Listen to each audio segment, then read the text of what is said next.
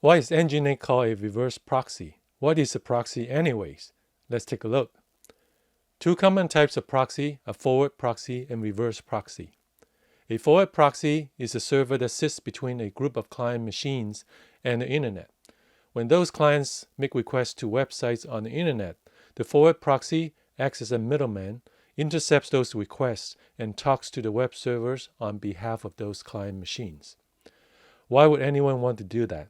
Here are a few reasons. 1. A forward proxy protects the client's online identity.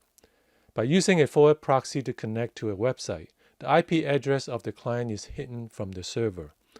Only the IP address of the proxy is visible. It would be harder to trace back to the client. 2. A forward proxy can be used to bypass browsing restrictions. Some institutions, like governments, schools, and big businesses, use firewalls to restrict access to the internet.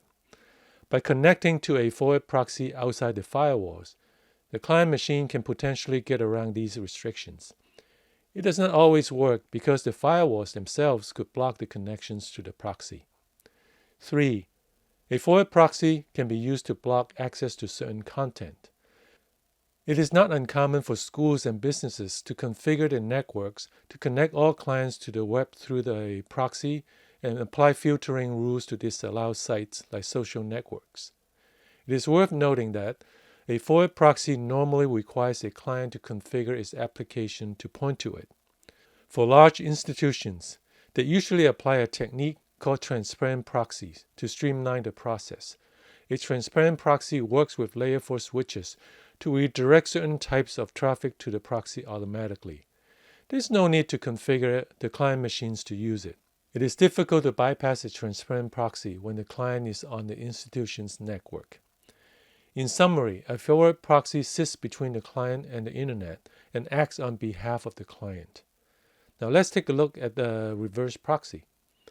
A reverse proxy sits between the internet and the web servers. It intercepts the requests from the clients and talks to the web server on behalf of the clients. Why would a website use a reverse proxy? Here are a few good reasons. 1. A reverse proxy could be used to protect a website. The website's IP addresses are hidden behind the reverse proxy and are not revealed to the clients. This makes it much harder to target a DDoS attack against a website. Second, a reverse proxy is used for load balancing. A popular website handling millions of users every day is unlikely to be able to handle the traffic with a single server. A reverse proxy can balance a large amount of incoming requests by distributing the traffic to a large pool of web servers and effectively preventing any single one of them from becoming overloaded. Note that this assumes that the reverse proxy can handle the incoming traffic. Services like Cloudflare put reverse proxy servers in hundreds of locations all around the world. This puts the reverse proxy close to the users and at the same time provides a large amount of processing capacity. Third, a reverse proxy caches static content. A piece of content could be cached on the reverse proxy for a period of time. If the same piece of content is requested again from the reverse proxy, the locally cached version could be quickly returned. Fourth, a reverse proxy can handle SSL encryption. SSL handshake is computationally expensive. A reverse proxy can free up the origin servers from those expensive operations.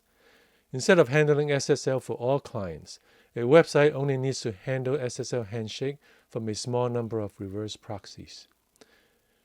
Reverse proxies are everywhere. For a modern website, it is not uncommon to have many layers of reverse proxies. The first layer could be an edge service like Cloudflare. The reverse proxies are deployed to hundreds of locations worldwide, close to the users. The second layer could be an API gateway or load balancer at the hosting provider. Many cloud providers combine these two layers into a single ingress service. The user would enter the cloud network at the edge close to the user, and from the edge, the reverse proxy connects over a fast fiber network to the load balancer, where the request is evenly distributed over a cluster of web servers. If you like our videos, You may like our weekly system design newsletter as well. It covers topics and trends in large-scale system designs, trusted by 150,000 readers.